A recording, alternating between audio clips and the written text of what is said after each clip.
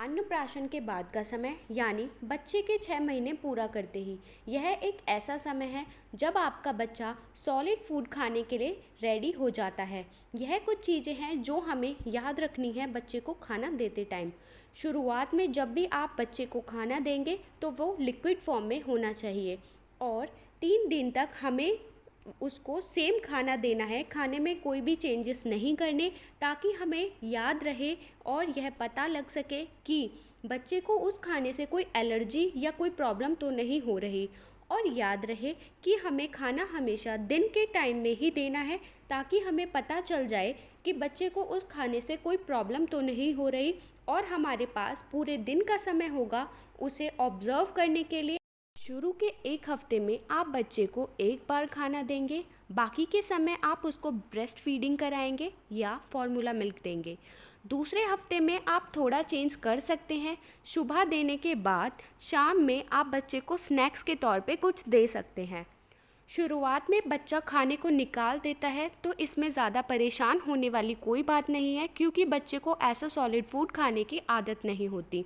तो चलिए अब मैं आपको बताती हूँ हमें बच्चे को कब, क्या और कैसे देना चाहिए और कितना देना चाहिए। सबसे पहला है फ्रूट्स।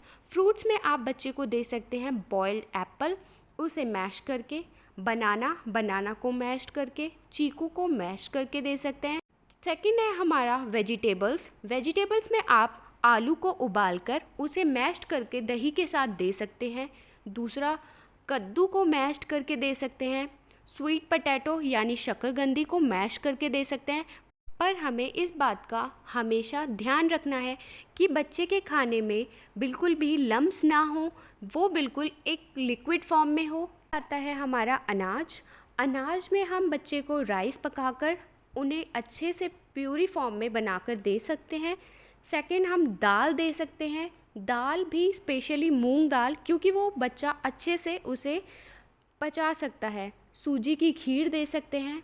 याद रहे ये सब हमें कम क्वांटिटी में देना है, क्योंकि हमें सिर्फ बच्चे को यह सब खाना इंट्रोड्यूस कराना है। जब बच्चा 7वें महीने का हो जाए तो उसे कॉम्बिनेशन फूड भी दे सकते हैं, जैसे कि दाल और रोटी। पर दाल के अंदर रोटी गलाकर भी आप अच्छे से दे सकते हैं, या रोटी को अच्छे से मैश करके भी बच्चे को दे सकते हैं।